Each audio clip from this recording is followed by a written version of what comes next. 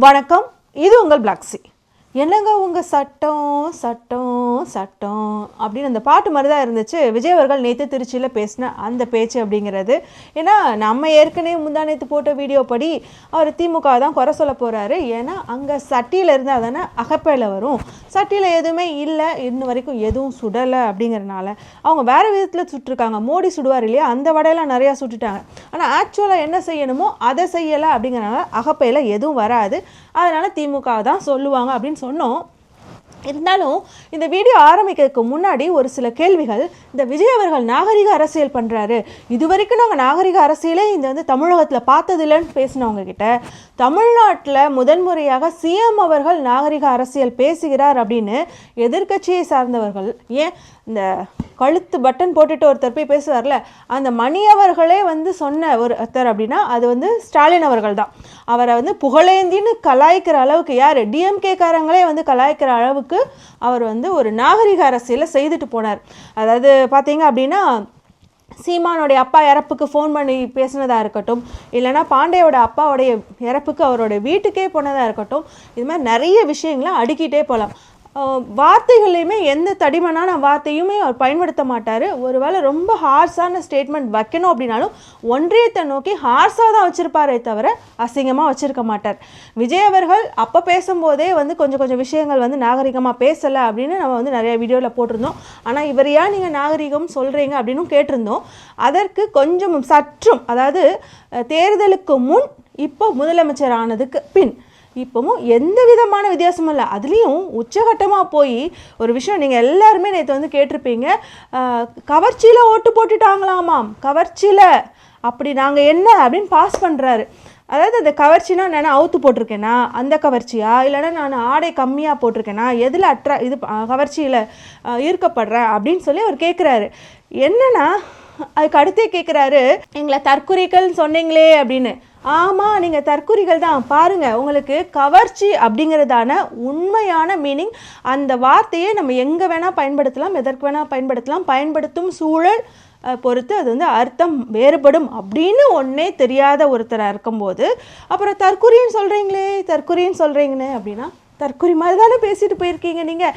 CM வேறு மரியாதை வேறு கொடுக்கணும். அதாவது கவர்ச்சியான ஸ்கீம்ஸ் அப்படின்னு சொல்லுவாங்க. அட்ராக்டிவ் அப்படிங்கிறது வேறு, செக்ஸிங்கிறது வேறு. ஆனால் அந்த கவர்ச்சிங்கிற வார்த்தையை தமிழில் நீங்கள் எங்கே பயன்படுத்துகிறீங்களோ அதை பொறுத்து தான். ஒரு ஆணை பார்த்தோ இல்லை ஒரு பொண்ணை பார்த்தோ நீங்கள் அவங்க ப்ராப்பராக ஃபுல்லாக நீங்கள் நினைக்கிற மாதிரி ட்ரெஸ் போட்டிருந்தா கூட நீங்கள் கவர்ச்சியாக இருக்கீங்க அப்படின்னா அவங்களோட சிரிப்பு கூட அட்ராக்டிவாக இருக்கலாம். அவங்களோட கண்கள் கூட, மீனா கவர்ச்சியாக இருக்காங்க அப்படின்னா கவர்ச்சியான ட்ரெஸ் போடணும்னு அவசியம் இல்லை, அவங்களுடைய கண்கள் கூட அட்ராக்டிவாக இருக்கலாம். ஏன் இந்த உதாரணத்துக்கு சொல்கிறேன் அப்படின்னா, அதாவது சிஎம் அங்கிள் விஜய் அவர்களுக்கு சினிமா துறையை வச்சு சொன்னால் கொஞ்சம் ஈஸியாக புரியுது. ஏன்னா கவர்ச்சின்னொடனே அதை தான் தூக்கிட்டு வர்றாரு. கவர்ச்சிங்கிறது சினிமா துறையை பொறுத்த வரைக்கும் ஆடை குறைப்பு, அதான் கவர்ச்சி அப்படின்ட்டு. அந்த பாஸ் ரொம்பவே கேவலமாக இருந்துச்சு. சிஎம் விஜய் அங்கிள் அவர்களே நிஜமாக நீங்கள் மாற்றிக்கோங்க. அப்புறம் வாயில் ஏதாவது வந்துருமாமா. இந்த நாகரிக அரசியல் பண்ணுறார் விஜய் அவர்கள் அப்படின்னு சொல்லிட்டு இருந்தீங்களா, அவங்கள கொஞ்சம் லைனில் வாங்க. விஜய் அவர்கள் தான் கூப்பிட்றாரு, என்னென்னு போய் பார்த்துட்டு வாங்க, ஏதாவது கொடுப்பாரு. நாகரிக அரசியல் இதுதான், வாயில் ஏதாவது வந்துடும். ஏன் வந்துச்சுன்னா கக்க வேண்டி தானே, வந்ததை கக்கிடுங்க. அதனால் வாயிலெல்லாம் வச்சுட்டு இருக்கணும் அவசியமே இல்லை. நீங்கள் கக்குனாலும் கக்காட்டினாலும் உங்களுடைய நாகரிகம் எந்த அளவுக்கு இருக்குது அப்படின்னு கூடிய சீக்கிரத்தில் எல்லாருக்கும் புரிஞ்சிடும். எழுதி கொடுக்கறத அதோட அர்த்தம் உள்நோக்கம் எதுவுமே தெரியாமல் அப்படியே வாசிக்க வேண்டியது. அது ஒரு இடத்துல பார்த்தீங்க அப்படின்னா, இவ்வளோ நாள் தூய சக்தின்னு பேசிகிட்டு இருந்தார்ல, இந்த தடவை ஏதோ தூர்வார சக்தியாக ஏதோ ஒன்று பேசுகிறாரு. அந்த இடத்துல அவர் மறந்துட்டார், அந்த ரிதமை மறந்துட்டார். ரைமாக பேசுகிறத அந்த ரைமில் பேப்பரை பார்க்குறாரு, அவ்வளோதான். ஏன்னா நீங்கள் ஒன்று பேப்பரை பார்க்கணும், இல்லை மனப்பாடம் பண்ணிட்டு பேசணும். சொந்தமாக எதுவுமே நீங்கள் யோசித்து பேசாதனாலையும், உங்களுக்கு எழுதி கொடுக்குறவங்க எக்ஸில் வர கமெண்ட்ஸை பார்த்து அதை எல்லாத்தையும் ஒருங்கிணைச்சி எழுதி கொடுக்குறனாலையும், அதை நீங்கள் முதல் நாள் கூட என்ன இருக்குது அப்படின்னு படிக்காததுனாலையும், உங்களுக்கு இதெல்லாம் பேசினா சரியா தப்பா, இதை பேசினா இந்த வார்த்தைகள் மோசமானதாக போய் ரீச் ஆகுமா, பேக்ஃபயர் ஆகுமா அப்படின்னு எந்த புரிதலும் இல்லை. எனக்கு தெரிஞ்சு இந்த கழுத்து வரைக்கும் ஒருத்தர் பட்டன் போட்டுப்பார்ல, அந்த மணியை கொஞ்சம் கூட வச்சுக்கிட்டிங்கன்னா பெட்டராக இருக்கும்னு நினைக்கிறேன். கொஞ்சம் யோசிங்க. இப்போ கூட இருக்கவங்கள கழட்டி விட்ருங்க தயவுசெய்து. அப்புறம் நீங்கள் சொன்னதுக்கே வரேன், கவர்ச்சியில் எனக்கு என்ன ஓட்டு விழுந்துருச்சா அப்படின்னு கேட்குறீங்க. இன்ஃபேக்ட் அதுவுமே ஒரு பாயிண்டில் சரின்னே சொல்லலாம். அதாவது நீங்கள் அர்த்தம் செய்து கொண்ட கவர்ச்சி என்ன அப்படின்னா, இப்போ தொடர்ந்து வந்து ஒரு வாரமாக வந்து சேகுவாரா அப்புறம் வந்து யூடியூப் ரூட்டர்ஸ் மைனர் இவங்கெல்லாம் வந்து நிறைய ஐடிகளை வந்து எக்ஸ்போஸ் பண்ணிகிட்டே இருக்காங்க. அது பார்த்திங்க அப்படின்னா ஒரு 1 மில்லியன் 2 மில்லியன்ஸ் கிட்ட வந்து இன்ஸ்டாவில் ஃபாலோவர்ஸ் வச்சுருக்கக்கூடிய நபர்கள் இது வரைக்கும் வந்து கவர்ச்சி நடனம் அந்த மாதிரியான விஷயங்களை செஞ்சே சப்ஸ்கிரைபர்ஸை ஃபாலோ பண்ணிட்டு இருந்தவங்க எல்லாருமே இந்த ஏப்ரல்லேருந்து மே எலெக்ஷன் டைம் வரைக்கும் விஜய்க்காக வந்து அதே கவர்ச்சியை பயன்படுத்தி விஜய்க்கு ஓட்டு கேட்டிருந்துருக்காங்க. இது வந்து ரூட் மாஃபியாவால் செய்யப்பட்ட ஒரு ப்ரொபகண்டா அப்படிங்கிற மாதிரிலாம் சொல்லிட்டு இருக்காங்களே, நிறைய வீடியோஸ்லாம் நீங்களுமே பார்த்துருப்பீங்க மக்களாகிய நீங்கள்.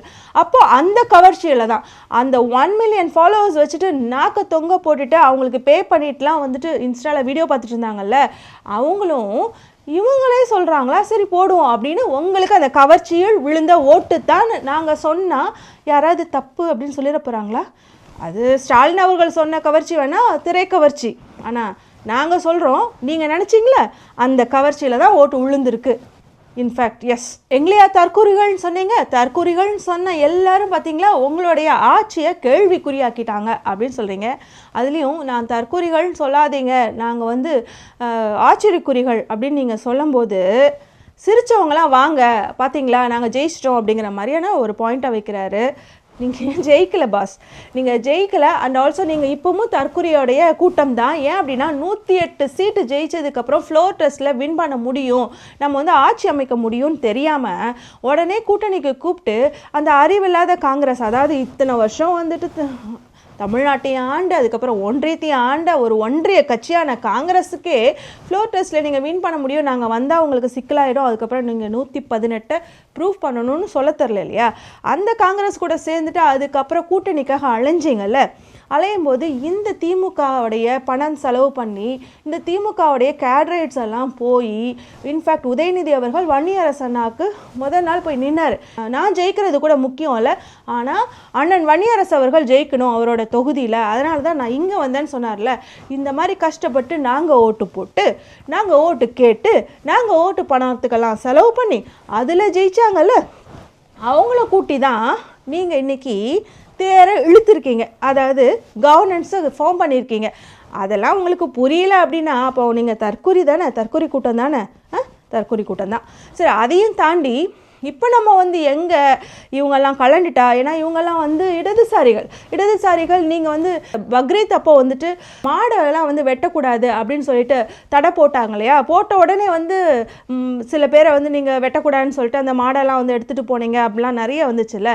இந்த மாதிரியான விஷயங்கள் நீங்கள் தொடர்ந்து செய்யும்போது இல்லை திருப்பரங்குன்றத்தில் நாங்கள் விளக்கு ஏற்றியே தீருவோம் நாங்கள் அந்த இடத்துல அப்படின்னு சொல்லிட்டு நீங்கள் போனீங்கன்னு வச்சுக்கோங்களேன், இன்னைக்கு கூட்டணி கொடுத்துட்ருக்கிற அந்த கட்சிகள் உங்களுக்கு கூட்டணி இல்லைன்னு சொல்லிட்டு வெளியில் வர்றதுக்கு சான்சஸ் இருக்குது, ஒரு வேலை இருக்குதுன்னு வச்சுக்கோங்களேன்.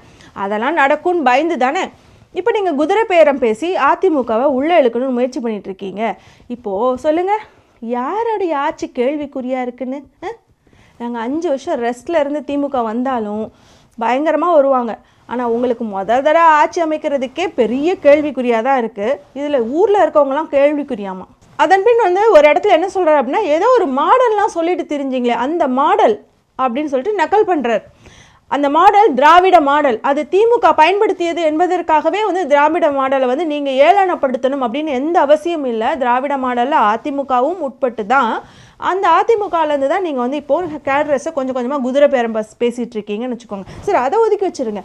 நீங்கள் கட்சி ஆரம்பித்து தமிழ்நாட்டில் ஜெயிக்கணும் அப்படின்னா வெறுமனே தமிழ் தேசியம் பேசிட்டு வந்தாலோ இல்லை தமிழக வெற்றி கழகம்னு திராவிடமே இல்லாமல் வந்திருந்தாலோ உங்களுக்கு ஓட்டு கிடைக்காதுன்னு தெரிஞ்சுதானே பெரியார், அண்ணா, அதுக்கப்புறம் அம்பேத்கர் இவங்கெல்லாம் வந்துட்டு என்னோட தலைவர்கள் அப்படின்னு ஒவ்வொருத்தரையாக சேர்த்துக்கிட்டீங்க கொஞ்சம் கொஞ்சமாக. இப்போ வந்து நீங்கள் எந்த இடத்துலையுமே நீங்கள் பெரியாரை நிலைநிறுத்தவில்லை அப்படிங்கிறது வேறு விஷயம். ஆனால் உங்களுக்கு ஒரு கட்சி ஆரம்பித்து தமிழ்நாட்டில் வெல்லணும் அப்படின்னா திராவிடமும் தமிழ் தேசியமும் தேவைப்பட்டிருக்கு. அந்த 2 கண்களில் ஒன்றான திராவிடத்தை திராவிட மாடல்னு சொல்கிறதுக்கு உங்களுக்கு வலிக்குதா? நானும் திராவிட மாடலை தமிழ்நாட்டில் கொடுப்பேன் அப்படின்லாம் நீங்கள் சொல்லியிருக்கணும். அதுக்கான வாய்ப்பு இல்லை ராசா. ஏன்னா 2 முறைக்கு மேலே வந்து ஆளுநர் மாளிகையில் முதல் பாடலாக வந்தே மாதரம் பாடப்படுகிறது, 3வது இடத்திற்கு தமிழ்தாய் வாழ்த்து தள்ளப்படுகிறது. இதே திமுக இருந்திருந்தா அந்த இடத்துல நிப்பாட்டி இருந்திருப்பாங்க. எதை பற்றியும் யோசிச்சுருந்துருக்க மாட்டாங்க. டெக்கோரம் எதை பற்றியும் யோசிச்சுருந்துருக்க மாட்டாங்க. அந்த இடத்துல நிறுத்து அப்படின்னு போராட்டத்தை குதிச்சிருப்பாங்க. அந்த ஃபங்க்ஷனே கேன்சல் ஆனாலும் பரவாயில்லன்னு சொல்லிட்டு போயிருப்பாங்க.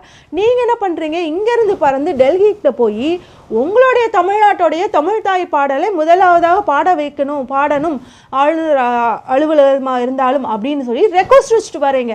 அதனால தான் சொல்கிறோம், நீங்கள் திராவிட மாடல் அப்படின்னு பயன்படுத்துறதுக்கு நீங்கள் கூச்சப்படுறீங்க.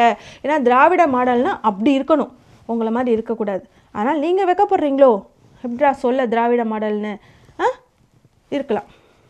இருக்க நிறைய வாய்ப்பு இருக்குது. நீங்கள் திராவிட மாடல்னு சொல்லாத வரைக்கும், நீங்கள் திராவிட மாடல் ஆட்சியை கொடுக்காத வரைக்கும், திராவிட மாடல் சொல்கிறதுக்கு வெக்கப்படுற வரைக்கும் உங்களோட மாடல் சோஃபா மாடலாக தான் இருக்கும் அப்படிங்கிறத இங்கே நான் மறுபடியும் அழுத்தமாக பதிவு செய்ய ஆசைப்படுறேன். அடுத்து இந்த சட்டம் ஒழுங்கு அது சரியில்லை இது சரியில்லைன்னு சொல்லி திமுகவும் மற்றும் பலரும் மாறி கூவுறீங்க. நான் ஒன்று கேட்குறேன், இந்த மாடல் அரசுன்னு சொல்றீங்களே, அதாவது அடுத்து என்ன பார்த்தீங்க அப்படின்னா, எங்களை 6 மாதம் எந்தவித சிக்கல் இல்லாமல் ஆட்சி அமைக்கிறதுக்கு நாங்கள் விடுவோம் அப்படின்னு திமுக அரசு சொல்லிச்சு. ஆனால் 6 நாட்கள் கூட எங்களை சரியாக ஆட்சி செய்ய விடலை, எதெடுத்தாலும் குற்றம் சொல்கிறாங்க அப்படின்னு சொல்கிறாரு. அதற்கு உதாரணமாக அவங்க கொண்டு இந்த ஸ்கீம்ஸ் எல்லாம் பார்த்தீங்கன்னா அதை எல்லாருமே சொல்லிகிட்டே தான் இருந்தாங்க. முக்கியமாக எடுத்துக்கிட்டிங்கன்னா இந்த 200 யூனிட் அதெல்லாமே அவருமே குறிப்பிட்டு சொல்கிறாரு.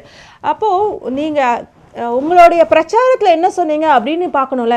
எங்களால் செய்ய முடிந்த தமிழ்நாட்டு அரசோடைய பட்ஜெட்டுக்கு உட்பட்ட அப்படியான வார்த்தைகளை நீங்கள் பயன்படுத்தியிருக்கீங்க. அதெல்லாம் நாங்கள் பேஸ் பண்ணி தான் இந்த ஸ்கீம்ஸ்லாம் சொல்கிறோம். நாங்கள் ஓவராக எதையுமே ஓவர் கமிட் பண்ணலை அப்படிங்கிறத நீங்கள் முன்னாடியே பதிவு பண்ணிட்டீங்க. ஆனால் இப்போ ஆட்சிக்கு வந்ததுக்கப்புறம் பல்ட்டி அடிக்கிறீங்க அப்படின்னா அதை தான் பொதுமக்கள் தான் கேள்வி கேட்குறாங்க, இல்லாட்டினா இடதுசாரிகள் தான் கேள்வி கேட்குறாங்களே தவிர இது வரைக்கும் ஸ்டாலின் அவர்களிடமிருந்தோ இல்லை உதயநிதி அவர்களிடமிருந்தோ அது கேள்வியாக வைக்கப்பட்டதான இல்லை. உங்ககிட்ட ஒரு 2-3 ரெக்வஸ்ட் வச்சாங்க. ஒன்று பார்த்தீங்கன்னா, பெண்களுக்கான அந்த 1000 ரூபாவை நிப்பாட்டிடாதீங்க அப்படின்னு சொன்னாங்க. அப்புறம் அன்பில் மகேஷ் காலை உணவு திட்டத்தை நிறுத்திடாதீங்க அப்படின்னு அவர் கேட்டார். இந்த மாதிரி ஒரு சில ரெக்வஸ்ட் தான் வைக்கப்பட்டதே தவிர திமுக தலைமையிடத்திலிருந்து உங்களுக்கு இது வரைக்கும் எந்த விதமான அழுத்தமே கொடுக்கல. அழுத்தம் அப்படிங்கிறது பொதுமக்களிடம் இருந்தும், அதுக்கப்புறம் பொதுமக்கள் அவங்க திமுகவை ஆதரிப்பவர்களாக இருப்பவர்களிடம் இருந்தும், அதற்கப்புறம் இடதுசாரிகளிடம் இருந்து மட்டுமே தான் இந்த அழுத்தங்கள் வருது. அதுவுமே யாருமே ஸ்கீம்ஸை பற்றி நாங்கள் பெருசாகவே பேசவே இல்லை. இப்படி சொன்னீங்களே இது ஊழல் தானேன்னு கேட்டுட்டு அப்படியே விட்டுட்டு போயிட்டாங்க. எல்லாரும் கேட்குற கேள்வி என்னன்னா சட்ட ஒழுங்கு. அந்த சட்ட ஒழுங்குக்கே பார்த்தீங்க அப்படின்னா விஜய் அவர்களும் நிற்கிறார், அந்த பாயிண்ட்டுக்கு வரார். என்ன 10 நாட்கள் தானே ஆகுது, சட்ட ஒழுங்கை நான் சரி பண்ணுவேன் அப்படின்னு சொல்லும்போது என்ன சொல்கிறார் அப்படின்னா, இதற்கெல்லாம் காரணம் போன ஆட்சியில் கஞ்சா நீங்கள் கட்டுப்படுத்தாததுனால தான் இந்த மாதிரியான குற்றங்கள் நடப்பதற்காக காரணம் அப்படிங்கிறாரு. இப்போ போன ஆட்சியில் கஞ்சாவை கட்டுப்படுத்தலை அப்படின்னா அப்போ இவ்வளோ குற்றங்கள் நடந்ததா அப்படிங்கிறதான் கேள்வி. அப்படிலாம் ஒன்றும் நடக்கல. மொத்தம் இருக்க குற்றங்களை நீங்கள் எண்ணி பார்த்துலாம். இப்போது நீங்கள் என்சிஆர்பி டேட்டாவை எடுத்து பார்த்தாலும் உங்களுக்கு தெரிஞ்சிடும். அப்போ அவ்வளோ குற்றங்கள் அப்போல்லாம் நடக்கலை. அப்போ எப்படி புதுசாக நடக்குது? அப்போ உங்களுடைய நிர்வாக திறனற்ற ஒரு செயல் தான். சரி, ஒருவேளை அந்த ஆட்சியில் அப்படிதான் நடந்துச்சுப்பா, அந்த ஆட்சியில் தான் கஞ்சாவை கட்டுப்படுத்த முடியல அப்படின்னா அப்போ இதெல்லாம் குற்றங்கள் அப்படி இருந்திருக்கு. இந்த குற்றங்களை நீங்களுமே உங்களுடைய ஒவ்வொரு பிரச்சாரத்திலையும் சொல்லியிருக்கீங்க. அதனால தானே உங்களுக்கு மக்கள் ஓட்டு போட்டிருப்பாங்க, நீங்கள் வந்திருப்பீங்க. ஒருவேளை அந்த திமுக அரசு அதெல்லாம் சரி பண்ணி பக்காவாக வச்சுருந்தாங்கன்னு வச்சுக்கோங்களேன், அப்படி ஸ்மூத்தாக நீங்கள் வந்திருக்கவே மாட்டீங்களே ஆட்சிக்கு. அதெல்லாம் குறை சொல்லி தானே வந்தீங்க. அப்போ நீங்கள் தானே சரி பண்ணணும். அப்போ நடந்துச்சு, அப்போ இருந்துச்சு, அதெல்லாம் இருக்கட்டும் பாஸ். காலையில் 6 மணிக்கு கொண்டாட்டி காஃபி கொடுத்த கதையெல்லாம் இருக்கட்டும். நீங்கள் என்ன பண்ணீங்க, என்ன பண்ண போகிறீங்க குறைஞ்சபட்சம் அப்படிங்கிறதான் எங்கள் கேள்வி. தினம் நடந்துட்டுருக்கு. அதில் மிக முக்கியமாக குற்றச்சாட்டுன்னு எடுத்துக்கிட்டிங்க அப்படின்னா, இப்போ ரீசெண்டாக அந்த 3 இல்லை 4 நாட்களுக்குள்ளே அப்படி எடுத்துக்கிட்டிங்கன்னா, கோயம்புத்தூர் கிட்ட சூலூரில் ஒரு பொண்ணு, அப்புறம் கோயம்புத்தூர்லேயே இன்னொரு பெண் குழந்தை, அதுக்கப்புறம் மதுரையில் இந்த மாதிரியான இன்சிடெண்ட்லாம் நடக்குதுல்ல. இதற்கு நீங்கள் குறைஞ்சபட்சம் எந்த பத்திரிக்கையாவது சந்திச்சு, இல்லாட்டினா ஏதோ உங்களுடைய இது மோட் ஆஃப் கம்யூனிகேஷன்ஸ் இருக்கும்ல, அதை பயன்படுத்தி உங்களோட வருத்தத்தை தெரிவிச்சிங்களா? இல்லை ஃபோன் பண்ணி பேசுனீங்களா? குறைஞ்சபட்சம் அந்த குடும்பத்துக்கு எதுவுமே செய்யலை. ட்விட்டரில் நீங்கள் ஒரு அட்மின் வச்சு ட்வீட் போடுவீங்களே, அது மாதிரி எதுவுமே பண்ணலை. அப்போது உங்களுடைய சோகத்தை நீங்கள் அப்போ அடக்கி வச்சுட்டு இருந்து இன்றைக்கி காமிக்கிங்களா? அதாவது 41 பேர் கரூரில் இறந்தப்போ அன்னைக்கெல்லாம் ஓடி போயிட்டு அதுக்கப்புறம் 3 நாட்கள் கழித்து அவரோட ஓன் மீடியாவிலேருந்து பேசுகிறாரு. பேசி அறிக்கை விடுறாரு. அப்பவும் திமுக தான் குறை சொன்னார்னு வச்சுக்கோங்க. 3 நாட்கள் எடுத்துக்கிட்ட மாதிரி இப்போ ஒரு 4-5 நாட்கள் எடுத்துட்டு துக்கத்தெல்லாம் அடக்கி வச்சுட்டு இருந்து போஸ்ட்போன் பண்ணி அவருடைய துக்கத்தை இன்னைக்கு வந்து போஸ்ட்மார்ட்டம் பண்ணிட்டு இருக்கிறார் ஸ்டேஜில் வந்து, அப்படிதானே? அப்போது துக்கம் இருந்துச்சு அப்படின்னா உடனே வெளிப்படுத்திடுவோம். ஸ்டாலின் அவர்கள் வந்து போன முறை அவருடைய ஆட்சி பீரியடில் இது மாதிரி நடக்கும்போது சாரி கேட்டார். இந்த மாதிரி நடக்காமல் நான் பார்த்துக்கிறேம்மா அப்படின்னு சொல்லி சொன்னார். அதுக்கு தான் நீங்கள் நோ டு சாரி அப்படிலாம் தூக்கிட்டு திரிஞ்சிங்க. அந்த அளவுக்கு அவர் நாகரிக அரசியல் செய்தார். அந்த அளவுக்கு அவருக்கு வந்து வேதனை இருந்துச்சு, இல்லைன்னா துக்கமாக இருந்தது, தவறு என்று தெரிந்தால் உடனடியாக வந்து தொடர்பு கொண்டு பேசுகிறார். நீங்கள் என்ன பண்ணுறீங்க? உங்களுடைய கட்சிக்காரங்க என்ன சொல்கிறாங்க தெரியுமா? கமெண்ட்ஸில் வந்து கூட உங்களை ஆதரிக்கிறவங்க கூட என்ன தெரியுமா சொல்கிறாங்க? பத்திரிகையாளர்களை சந்திக்கணும்னு எந்த அவசியம் இல்லை, அது மேண்டேட்ரி கிடையாது. கரெக்ட், மேண்டேட்ரி கிடையாது தான். எந்த துக்கத்தையும் எந்த கவலையும் தமிழ்நாட்டில் நடக்கும் எந்த பிரச்சனையும் ஊடகங்கள் மூலம் முதலமைச்சர் தெரிவிக்கவே வேண்டாம், இப்படியே இருக்கட்டும். ஆனால் இவங்களுடைய அமைச்சர்களை நம்ம சந்தித்து கேள்வி கேட்டாங்கன்னு வச்சுக்கோங்களேன். வனத்துறை அமைச்சர் ஒருத்தர் சந்தித்து ஒரு கேள்வி கேட்குறாங்க. முதலமைச்சரை பற்றிலாம் என்கிட்ட கேட்கக்கூடாதுங்க, முதலமைச்சரை பற்றிலாம் என்கிட்ட கேட்கக்கூடாது அப்படின்னு சொல்கிறாரு. இன்னொருத்தர் ஏதோ ஒரு அமைச்சர் அவர்கிட்ட கேள்வி கேட்டாங்க. அவருமே என்ன சொல்லிட்டு போகிறாரு அப்படின்னா, இது வந்து முதலமைச்சர் பதில் சொல்லணுங்க அப்படிங்கிறாங்க. அதுதான் அவர் பேசவே மாட்டேங்கிறாரு, அவரும் பேச மாட்டேங்கிறாரு, அவர் சார்பாக நீங்களும் பேச மாட்டேங்கிறீங்க. அந்த கேள்விகளுக்கெல்லாம் அவர் தான் பதில் சொல்லணுங்கிறீங்க. என்னையா நடக்குது? என்ன நடக்குது? எல்லாமே ஆய்வாக தானே இருக்கு, எதுவுமே வந்து செயல்பாட்டுக்கு வந்த மாதிரியே தெரியல. விரைவில் மாண்புமிகு தமிழக முதல்வர் அதுக்கான விளக்கத்தை கொடுப்பாங்க. எல்லாத்தையுமே வந்து தமிழக முதல்வர் கொடுக்கணும், அமைச்சர்கள் எல்லாம் இருக்கணும். அவர்கள் வழிகாட்டின்படி தானே நாங்க போயிட்டு இருக்கோம். ஆய்வுக்கு வந்திருக்கோம், ஆய்வு பண்ணிட்டு விளக்கத்தை கொடுக்கணும்னு சொல்லிட்டோம். ஓகேங்களா? உன்னுக்கான தெளிவு. அப்போ அது திமுக பீரியடில் நடந்த டெத்து, தாவேகா பீரியடில் நடந்த பயிற்சியா, ப்ராக்டிஸா? 6 மாதம் டைம் கொடுத்து ப்ராக்டிஸ் பண்ணுங்கள், எத்தனை பேர் செத்தாலும் பிரச்சனை இல்லை அப்படின்னு அவர் வந்து போஸ்ட்போன் பண்ணி அது போஸ்ட்மார்ட்டம் பண்ணிட்டு இருக்கிறாரு. அந்த போஸ்ட்மார்ட்டத்துலையும் யார் மேலே எழுதுறாரு அப்படின்னா திமுக மேலே எழுதுறாரு. அப்போ உங்களை நீங்கள் வந்து திமுகவை தீய சக்தின்னு சொல்லி நாங்கள் தூய சக்தின்னு சொல்லி நாங்கள் தான் தேவ தூதர்கள், நாங்கள் வந்து ஆட்சிக்கு வந்து அடுத்த நாளே இவர் வந்து டைம் ஸ்டார்ட்ஸ் நவ் அப்படின்னு சொன்னீங்கல்ல, என்னமோ வந்து உடனே வந்து எல்லா வேலையிலும் இறங்கி செய்கிற மாதிரி அந்த தேவதூதன் எங்கன்னு தான் கேட்குறாங்களே தவிர, அதுவுமே ஐயா ஸ்டாலின் அவர்களோ இல்லைன்னா வந்து உதயநிதி அவர்களோ கேட்கல. மக்களாகிய பாதிக்கப்பட்ட மக்கள் கேட்குறாங்க, இல்லை மக்கள் சார்பாக இடதுசாரிகள் கேட்குறாங்க, திமுக ஆதரவாளர்கள் கேட்குறாங்க.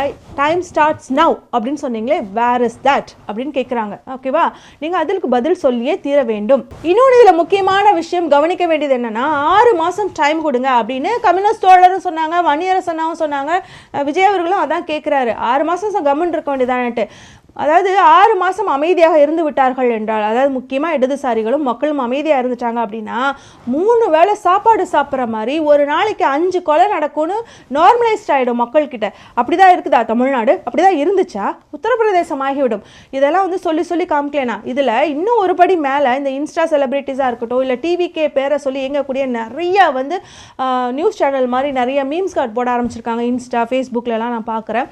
அவங்க எல்லாருமே ஃபேக் நியூஸை பயங்கரமாக பரப்பிட்டு இருக்காங்க. உதாரணத்துக்கு நான் 2 விஷயம் சொல்கிறேன்.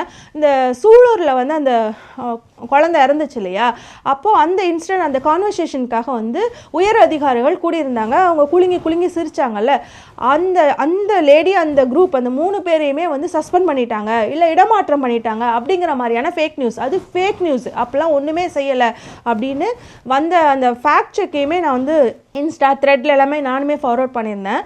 ஸோ இந்த மாதிரியான பொய் ஏங்க நேற்று உங்களோட இந்திய நேரப்படி நேற்று, அதாவது விஜய் அவர்கள் வந்து ரொம்ப என்ன சொல்ல, இவர் சொன்னார்ல அருண்ராஜ் சொன்ன மாதிரி இணங்கி வேலை செய்கிறாரு பிஜேபி உடன், அதனால் நாங்கள் வந்து தமிழ்நாட்டுக்கு வந்து ஏதோ பணம் வந்து கொடுக்க வேண்டியதை கொடுப்போம் அப்படின்னு நிர்மலா சீதாராமன் அவர்கள் சொன்ன மாதிரி ஒரு ஃபேக் நியூஸு. இந்த மாதிரி எக்கச்சக்க ஃபேக் நியூஸை எந்த நியூஸ் பேப்பரும் படிக்காமல், எந்த நியூஸ் சேனலையும் படிக்காமல், வெறும் இன்ஸ்டாவில் மட்டுமே உருட்டிகிட்டு இருக்கவங்களாம் நம்பிட்டு தானே போவாங்க. அப்போது அந்த பொய்களை நாங்கள் உடைக்கணும், பிரேக் பண்ணணும் அப்படின்னா நாங்களுமே அதற்கு எதிரான கருத்துக்களை வைக்க வேண்டி இருக்குது. இல்லைங்க அவங்க பொய் சொல்கிறாங்க, அப்பெல்லாம் நிர்மலா சீதாராமன் அவர்கள் சொல்லலை, இல்லைங்க அவங்க போலீஸ் எல்லாம் வந்துட்டு யாரையும் சஸ்பெண்டோ இல்லைனா இடமாற்றமோ பண்ணலை, இல்லைங்க இவங்களால் வந்து கவினோட சகோதரருக்கு வந்து வேலை கிடைக்கல, அது வந்து திமுக எடுத்த முயற்சி, ஜஸ்ட் வேலை கிடைக்கிற சமயத்தில் தாவேகா வந்து ஆட்சிக்கு வந்ததால் இவங்க கையால் அந்த கார்டு அப்பாயின்மெண்ட் லெட்டரை கொடுத்துருக்காங்களே தவிர தாவேகா இதுக்கு எந்த முயற்சியும் செய்யலை அப்படின்னு ஒவ்வொன்றையும் சொல்ல வேண்டியிருக்கு. அது உங்களுக்கு டிஸ்டர்பன்ஸாக டிஸ்ட்ராக்டடாக இருக்கலாம். ஆனால் அதை நாங்கள் சொல்லாமல் விட்டுட்டோன்னு வச்சுக்கோங்களேன், அப்புறம் நீங்கள் செட் பண்ணுற எல்லா பொய் நரேட்டிவ்ஸும் உண்மையாயிடும். அதுதான் உங்களுக்கு வேணும் விஜய், ஆனால் மன்னிக்கணும் சிஎம் அங்கிள், ஆனால் எங்களுக்கு நாங்கள் பொய்யை உடைச்சே தீரணும் அப்படிங்கிற நோக்கத்தில் நாங்கள் செயல்பட்டுருக்கோம். பொய்யை மட்டும்தான் உடைப்போம், ஃபேக் நியூஸ்லாம் எதுவும் பரப்ப மாட்டோம். கண்டிப்பாக உங்களை மாதிரி ஃபேக் நியூஸ்லாம் நாங்கள் பரப்பவே மாட்டோம். நீங்கள் பரப்பிட்டு இருக்கிற ஃபேக் நியூஸஸை நாங்கள் உண்மையான ஃபேக்ட்ஸை வச்சு உடச்சிக்கிட்டே இருப்போம். அப்புறம் சட்ட ஒழுங்குக்கு திமுக தான் காரணம், இதற்கு முன்னாடி கஞ்சா பழக்கத்தை வந்து பரவ விட்டுட்டாங்க அப்படின்னு சொல்கிறாங்களே. ஒன்றும் இல்லை, சிம்பிள்.